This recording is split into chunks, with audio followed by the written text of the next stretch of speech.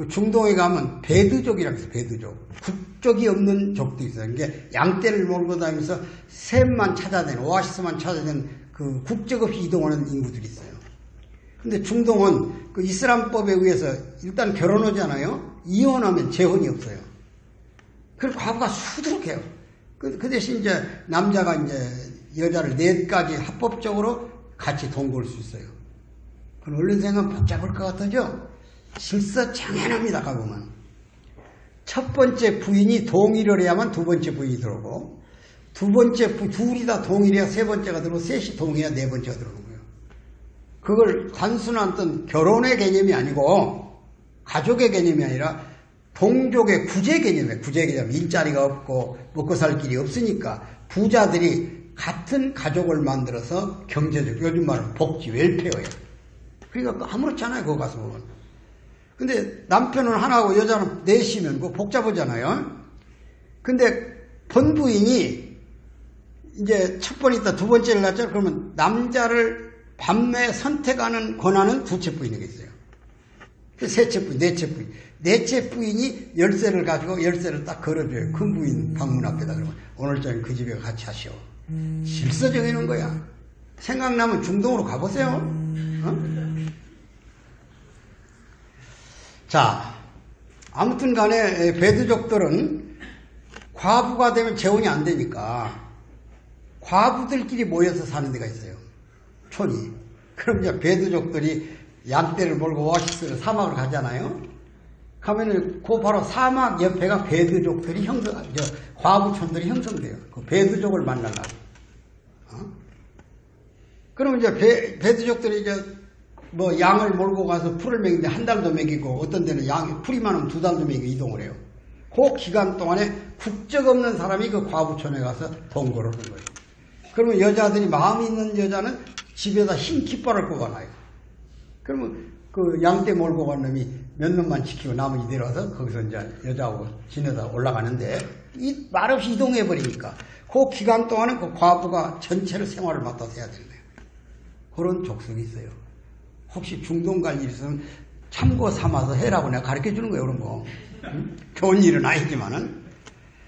그러니까 이제 한국의 기술자들이 머리가 얼마나 좋아요. 이 기술자들도 양 한 마리를 끌고 따라다니는 거예요, 그거 가려고. 근데 언어가 안 통하죠, 언어가. 언어가 어설프면 그냥 집값 고발되면 사형이야. 그래서 여러 사람 죽었습니다. 양 한 마리 끌고 들어갔다가. 어쨌든 간에 그런 어려운 데 가서도 돈을 벌어서 오늘의 경제를 만들었다, 그런 얘기야. 북한도 그 길을 가야 돼. 외국의 자본과 기술을 가져야 돼. 누가 원자탄을 가지고 있는 거기를 가겠어. 누가 저수지 밑에 집을 짓겠냐고. 제 방이 터지는데. 그러니까 저 핵을 뺏는다는 것은 북한에 축복을 주는 거야. 근데 북한 사람이 드디어 그걸 알았다, 그런 얘기야, 이제. 과거에는 핵만 가지고 미국을 제치고 최고의 나라가 돼가지고 살아갈 줄 알았는데 핵이 밥을 못 먹여준다는 걸 알았다, 그런 얘기야. 그래서 미사일 발사하면 막 평양에 와가지고 와 하고 막 꽃사슬 흔들죠. 이 사람들이 행사를 마치고 집에 들어가면 이불을 둘러쓰고 남쪽 드라마를 보고 있어. 뭔 드라마를? 정도전을. 민본 시대를 열어라고 호소했던 정도전을 보고 있다, 그런 얘기야. 그것은 백두혈통 시대를 거부하는 거예요, 북한 사람들도. 김정일이 외로운 사람입니다.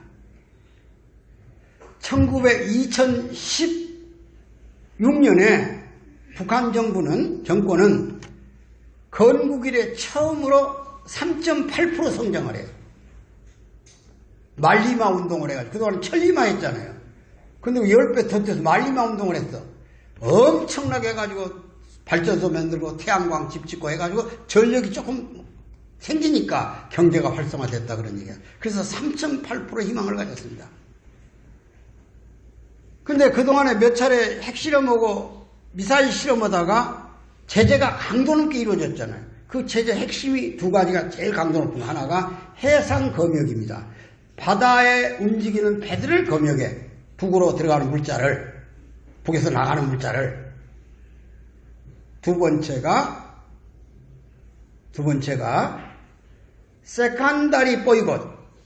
바꿔 말하면 금융에 제재가 들어가기 시작했다 그런 얘기야. 달러 가지고 은행 거래가 안 되게 돼 있어 지금. 유사한 것도 어떤 이름을 바꿔서도 못 들어가게 돼 있어 지금. 그러니까 북한 경제가 완전히 폭삭 망해가지고 2017년 마이너스 3.2%를 성장했어요. 그 전에 3.8%가 마이너스로 떨어졌다 그런 얘기야. 그리고 금년에는 10월 말로 마이너스 벌써 3.6%가 떨어졌으니 금년에 한 5% 마이너스를 갔다 이게. 그러면 작년에 마이너스 3.2%, 금년에 5%, 그럼 8.2%가 성장했다가 떨어지면 충격적 북한의 기근이 시작되는 거예요. 이제 드디어 북한 권력이 붕괴되는 거야.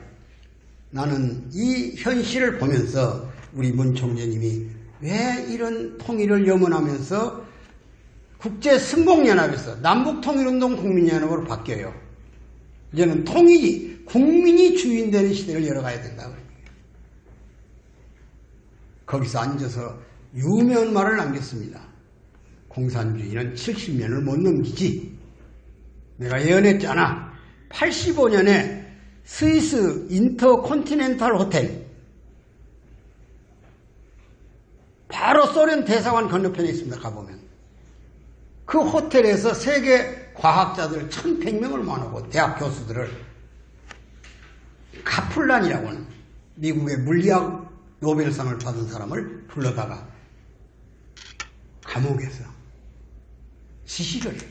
내가 못 가니까 자네가 대신 가서 공산주의 총원을 선언하고 소련 제국의 멸망을 얘기하라고. 85년도 지도를 보면 전 세계가 발간물로 들었어요. 공산화가 확대됐는데요. 학자의 양심 가지고는 도저히 그 말을 못해. 그래서 선생님, 저는 학자입니다. 저는 지식인입니다. 어떻게 공산주의 세력이 팽창이가 지구촌이 뻘그레졌는데 거기다 대고 공산주의가 망한단 말 합니까? 그리고 우리 총재님이 간수복을 입고 댄머리 교도소 때입니다. 주먹을 쥐고 뒤치려고 하는 자세로 지시대로 따르라니까. 자네는 자네 생각을 얘기하지만 나는 하늘의 명령을 받아서 움직이는 거야. 하늘의 의사를 전달하는 거야. 공산주의는 70년 못 넘어가. 망한다고 그러고 망한. 소련 제국의 멸망, 이름하여 공산주의 종언을 선언하라는 거야. 그때 카플란이 견디다 못해가지고 문 선생님 앞에 가서 이렇게 얘기합니다. 공산주의가 망할 것 같다고만 하랍니다. 안 된다니까 이놈 자식. 그래서 메모를 해가지고 문 선생님 말씀을 거기 현장에 전하는 거야. 공산주의는 70년을 못 넘기고 망한다. 정확한 이 소련 제국은 69년 만에 망합니다. 우리는 남북에서 북한 권력의 붕괴를 걱정하는 거야. 왜? 70년이 딱 금년이기 때문에. 내일 모레가 구구절이야. 구구절. 북한 권력 생긴 70년. 아무리 인간적 상식으로는 망하지 않을 것 같아. 근데 선생님이 걸어온 통일의 염원, 평화의 염원은 확실한 거야. 아주. 나는 그걸 믿기 때문에 문 선생님을 존경하고 지금도 따르고 있는 거야.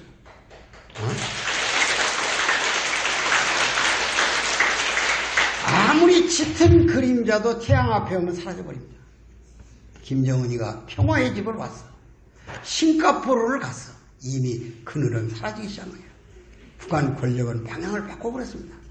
그래도 그나마 김정은이가 머리가 좋으니까 정책을 바꿨어. 과거에는 주변 국가가 북한 핵을 뺏으려고 그랬고 이번에는 북한이 스스로 내놓는다고 했어. 지가 내놓는다고 했잖아, 핵을.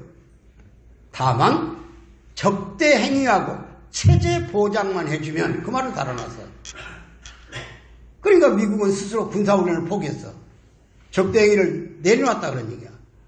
경우에 따라서 종전선언도 할 수 있어. 핵을 내놓으라 이거야. 근데 옆에서 중국놈이 자꾸 시진핑가 3번 불러다가 쪽짝거려. 내놨다는 깨벗는다. 조금 갖고 있어. 버티면서 보상을 요구해라. 그래서 유해를 가져오고 이런 짓을 하면서 가는데 트럼프가 가만히 계산해보니까 얼른 뺏어야 할 이유가 없었죠. 핵을. 2020년 또 대선해야 하잖아요. 지가 또 한 번 당선할 수 있잖아요. 그 분위기를 살려서 한 3년 끌고 가다 뺏어와도 괜찮아. 요 계산이 맞아서 시진핑이가 당장 내놓지 말이 귀에 쏠리고 트럼프도 계산해가지고 다 안 뺏겼다. 너 체면 세워줄 테니까 네가 알아서 하나하나씩 파괴해가면서 그 조짐만 나타내라. 나 체면 살려가면서. 이렇게 둘이 묵시적으로 합의된 거야. 그래서 싱가포르 회담은 이중계약을 해. 이중계약. 하나는 그냥 비핵화라는 말로 얼버무리는 성명 발표고 하나는 둘이 내용으로 각서받아서 지금 기다리는데 트럼프는 계산학과 출신입니다. 그러니까 계산이 안 맞으면 안 하는 거야. 그러니까 폼페이오 간다고 했다가 북에서 대답이 없으니까 안 간다는 거야. 이제. 그럼 이제 공은 저리 던져줬고 저것들이 똥줄 타게 생겼어. 제재가 안 풀리면 북한 자체가 붕괴돼버려. 지금은 북한은 두 개 싸움이 일어나고 있어요. 하나는 노동당이 북한의 권력을 유지하는 당입니다. 노동당. 노동당보다 더 센 당이 하나 나와버렸어. 무슨 당? 장마당. 장마당도 당이지 않냐. 장마당은 시장경제 바탕입니다. 물건값이 전부 다 시장에서 산 사람하고 판 사람끼리 결정되는 거야. 골동품이든 뭐든. 다만 북한 정부가 쌀하고 석유 가격에 한해서는 자유롭게 못한다고 정해놨어. 이미 그것을 4배, 11배 뛰어넘어 버렸어. 석유는 11배, 쌀은 4배. 북한 돈의 가치가 요즘 베네수엘라나 이런 나라들 저쪽에 테헤란 같은데 지금 미국이 압력을 가해가지고 자기 나라 돈이 조기종화로 변했단 말 듣죠. 지금 북한 돈은 달러 1불에 공식 145원을 바꾸게 돼 있어요. 환율로. 145원. 우리 돈은 1120원이라면. 근데 시장에서 어떻게 교환되냐? 달러 1불에 북한 돈 8,000원으로 교환되는 거예요. 8,000원. 북한 노동자가 한 달 2,500원 받아요. 석 달 벌어야 1불을 가져가는 거예요. 이것을 북한의 국립 백화점, 국가백화점, 국가 운영하는 백화점 다, 그 다음에 일반 상점, 공공기관에서 7,000원으로 바꿔주고 있다, 이게 달러를. 145원 환율 교환이 아니라. 그 나라가 어떻게 견디겠냐, 그런 얘기야. 그러니까 돈이 말을 해버려, 돈이. 그래서 돈주가 북한 정치를 하는 거예요. 장마당을 운영하는 사람들이 돈주입니다. 우리 거간꾼들. 옛날 소시장에 가보면 흥정 붙여주고 돈 뜯어먹는 사람들 있잖아요. 그러듯이 매대 깔아주고 관리해주고 공안으로부터 보호해주고 매일 저녁마다 와서 돈 일수거리처럼 뜯어가는 거예요. 20%씩. 이놈들이 돈을 산더미처럼 모아서 권력을 움직이고 있다. 그런 얘기야. 장마당이 노동당을 압도하기 시작했다. 이미 북한의 구조가 부서져 버렸어.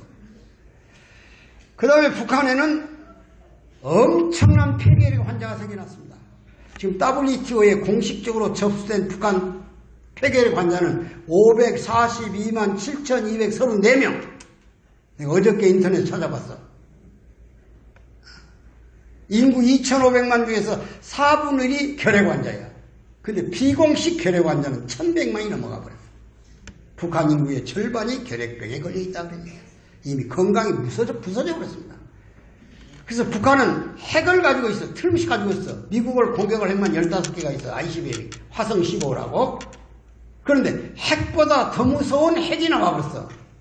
그 핵이 무슨 핵이냐? 폐결핵. 폐결핵. 그래서 공산주의를 지탱하는 절대적인 가치가 무너져버렸다. 공산주의는 무엇으로 사는가? 평등으로 사는 거예요. 평등. 공산주의는 평등으로 살아가는 거예요. 전부 무상으로. 국가가 다 책임지잖아요. 배급부터 직장부터 학교부터 다 연금부터 그 다음에 의료 보건까지. 전부 무상 아니요. 그 등에 공산주의 하는 거 아니요. 없는 놈도 같이 병원 간다고. 근데 평등이 무너져 버렸어. 평등. 뭔 평등이 무너졌을까? 여러분들이 화면에 평양을 보면 엄청나게 화려하죠. 평양이 화려한 반면에 지방은 초라해져 버렸다 그러니까. 그래서 지방 사람이 평양 정권을 적대시하는 거야. 저 개새끼들, 저기들만 처먹고 말이야. 우리는 뭐냐 이게. 보건소 하나도 운영 안 되고. 의료원 보건소라는 게 동네마다 마을마다 있어요. 이제 군마다 찾아가면 의사라는 것이 새카맣게 말라가지고 풀뿌리 뜯어먹으러 돌아다니고. 환자가 와서 구걸을 하면 시장에 가서 주사 끼고 약하고 사오라는 거예요. 장마당에 가서. 그게 무슨 의료책이에요. 그래서 평양과 지방 사이에 불평등이 생겨서 그걸 뭐라고 하냐? 지역 불평등.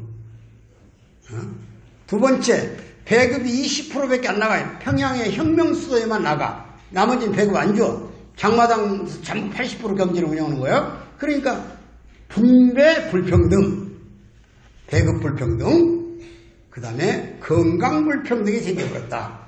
평양놈은 아신 대로 해충약이라도 먹어. 근데 지방에는 해충약도 없다 그래요. 폐결기하고 고사하고.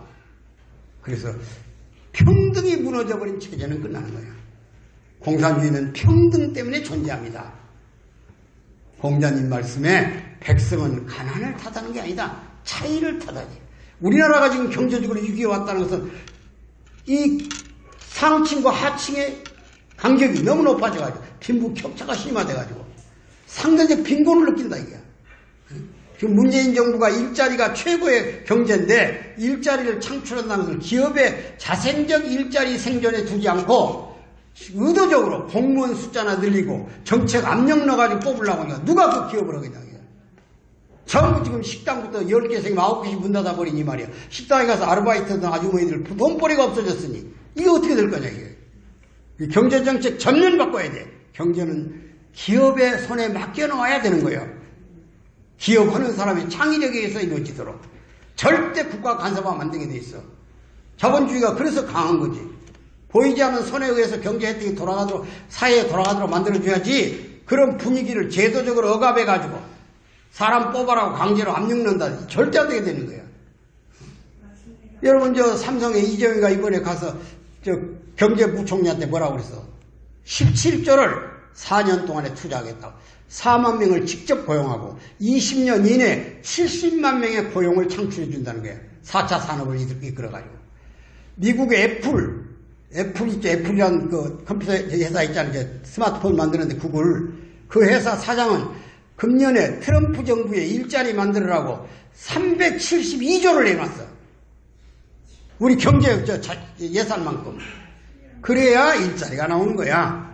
절대로 사회주의적 평등 경제 가지고는 안 되는 거예요. 지금. 아직은 우리나라가 경제 민주화라는 말을 쓰기에는 좀 빨라. 당연히 해야 되지. 소득 위주에. 그러나 환경은 그렇지 않다. 길들여 지금 조금은 양보해가면서 기업이 스스로 일자리를 창출해서 만들어주고 최임금은 시장에서 스스로 이루어지게 해야지. 정부가 무슨 최저임금 10,000원 준다. 이런 소리에서 큰일 나는 거야. 이건 시장에서 알아서 그 시장에 실업자가 많으면 임금이 떨어지는 거고 실업자가 없으면 임금이 올라가면 자동적인 자율적 시장 경제에 의해서 이루어져야지. 강제로 일당을 높여놓으면 누가 사람을 쓰고서 전부 다 기계로 바꿔버리지. 내 말이 맞으면 뭔 인사가 있어야 할 거 아니야.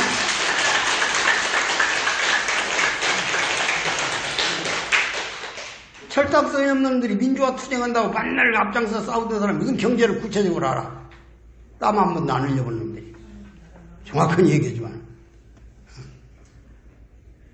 이 경제는 실물경제 일해봐야 하는데 일해 노동의 가치를. 기업이 그냥 나온 거 아니야. 대한민국은 몰라도 삼성을 알고 현대를 하는 거야. 그런 기업은 키워서 세계 기업으로 계속 끌어가도록 만들어주면서 고용 창출을 유도해야 돼. 그런 기업이 몇십만 명씩 사람을 끌어내는 거야. 공무원 뭐 때문에 늘려. 전자경제 시대 공무원인데 군도 폐지해버려야 돼. 연락사무소로 만들어 놓으면 돼. 대한민국이라는 국공이 있어서 전라도 경상도 없어. 대한민국 그냥 여기 대전시 대한민국 충무시 이러면 되는 거야. 아직 경제가 전산화돼가지고 주민등록을 면사무소 가서 대학 성적표까지 뽑아보는 시대 아니요. 뭐 때문에 면사무소가 필요하고 그러냐고. 지도서나 연락사무소 하나 두면 되고 한 사람만 깃발 뽑고 앉았으면 되지. 공무원 숫자를 뭐 때문에 밥을 많이 먹여. 그걸 왜 늘리고 있어 지금 이 판국에 말이야. 국민연금도 다 없어지는데. 내가 그 경제 얘기하고 정치 얘기하면 시아카맣게 할 수 있지만 오늘 설교 시간에 성질냈다 또 여러분 요거하고 시간이 다 돼버렸네. 이제 끝내야지. 우리는 통일이 염원입니다. 북한 권력은 금년을 못 넘기고 잘하면 3년 더 넘어가는 거예요. 정확하게 얘기해서 북한을 제일 깊이 내다보는 연구소가 하나 있습니다. 그게 소련에 있는 국책연구소 이메모라는 연구소야. 이메모. 박사만 2,500명 있어. 소련이 국가가 운영하는 연구소라니까. 이메모. 인터넷에 가봐요. 북한 권력은 2018년부터 문을 닫기 시작해서 2020년에 남북 통일을 얘기해놨습니다. 소련 연구소가 얘기한 말이야. 그 다음 미국의 연구소 중에 조지 프리드만이라는 연구소가 있어. 조지 프리드만이 운영하는 연구소. 세계 200개 정보기관이 그 연구소에 정보를 가져다 쓰는 거예요. 정확하게 맞추는 거예요. 그 연구소도, 조지 프리드만 연구소도 2018년부터 북한 권력은 붕괴되기 시작해서 2020년에 문을 닫는 거예요. 우리나라에도 연구소가 하나 있어요. 뭐냐? 대한민국 역술회라는 역술회, 점쟁이들끼리 모인 연구소. 그 회원이 77만 명이야. 그 연구소 회장이 권영섭 씨야. 권영만. 이 양반이 JTBC에 와서 김정의 대형 사진을 갖다 걸어놓고 김정의 사주를 풀고 있더라고. 얼마 전에 보니까. 근데 와서 딱 보더니 앵커가 사주가 어떠냐, 관상이 어떠냐 그러니까 고개를 흔들어. 권 씨가. 그래서 왜 흔드냐 그랬더니 사진이 안 보인다는 거, 안 보여. 눈앞에 있는데 그 말이 뭔 말이냐 하니까 사진이 안 보이기 시작하면 오래 가면 3년, 빨리 가면 1년 내에 가버린다고 하더라고. 이미 가더라고 저 사람이. 다만 우리가 원하는 것은 북한이 어떤 무례한 권력 쟁탈이나 군부의 내부에 반란이 일어나거나 또는 외부 세력이 들어가서 김정일을 제거하면 큰일 납니다. 이것이 환경을 만들어서 북한 사람들이 똘똘 뭉쳐서 원한을 가져버려요. 너희들끼리 알아서 해라 이게야. 그러기 위해서 제재가 필요하고 우리가 적당히, 우리는 민족이니까 미국이나 유엔이 제재하는 걸 똑같이 가면 안 돼. 이 사람들 감정이 뒤틀리니까. 그래서 우리 대통령은 이 시대에 북한을 뭐라도 주려고 하는 마음을 가져줘야 되고 우리는 여기서 탈북자를 끌어안고 통일의 그날을 지금부터 준비해야 됩니다. 시간이 바쁩니다. 통일은 사람 맘대로 오는 게 아닙니다. 이번에 보세요. 이번에 태풍 하나 지나간 거 봤죠? 서울을 관통해가지고 대한민국을 쑥대밭 만들어버린다고 했잖아요. 근데 하늘이 방향을 바꿔버렸어. 약간 왔단 말만 하고 가버렸죠. 어제 그제 임진강에서 피스로드 대회를 했어요. 세계 사람들 불러다가 자전거 대회 알잖아요. 평화를 위한 자전거 대회. 얼마나 비가 올 것을 걱정했던지 비옷 다 준비하고 텐트까지 준비해놨는데 날이 햇빛은 안 보이고 시원하니 얼마나 좋은 잔치였는지 몰라요. 거기서 인간의 한계를 봤습니다. 아, 사람의 걱정은 기후에 불과하구나. 그래서 천심이 때를 하늘이 가르쳐주면 그 길을 피해갈 수 없어요. 거기에 지리적 조건을 마치고 인간의 책임을 잘하면 통일은 우리 것으로 와 있는 겁니다. 끝으로 그 말을 좀 확신을 위해서 독일은 1989년 11월 9일 날 베를린 장벽이 무너져요. 갑자기 무너집니다. 그로부터 40일 전에 동독 공산당은 27개국 공산당 국가원수 고르바초프까지 모아다 놓고 동베를린에서 대규모 열병식을 해요. 거기서 호네커가 손을 들고 외칩니다. 동독은 영원하고 하늘의 축복받은 나라며 공산당은 영원한 승리를 했다고 외쳐요. 그로부터 40일이 못 돼서 베를린 장벽이 무너져 버립니다.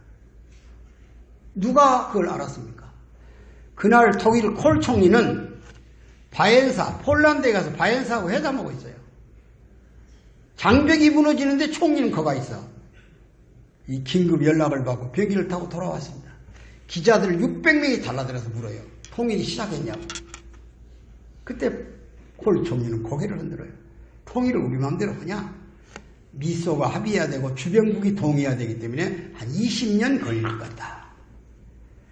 딱 1년이 안 돼가지고 90년 10월 3일 우리 개천절날 내셔널데이 날 통일이 돼버립니다. 그때 기자들이 몰려와요. 당신 20년 후에나 통일된다고 이거 어떻게 된 거냐? 그때 콜이 체면이 창피해가지고 자리를 벌떡 일어나면서 유명한 말을 남겨놨어요. 뭐가 뭔지 모르겠다. 인간의 한계입니다. 그리고 그는 3월달에 죽었습니다. 회고록 1194페이지를 남겨놨어요. 거기에 972페이지에 보면 독일은 하늘이 통일의 문을 열어줬고 준비된 독일 시민들은 그 문으로 들어와 버렸다는 거예요. 이게 통일입니다. 그리고 그는 죽었어요. 사람은 한계가 있는 겁니다. 지금 당장 보면 북한 김정일이가 세계적 인물이 되고 트럼프를 갖고 오는 것처럼 착각하는 사람들이 많이 있어요.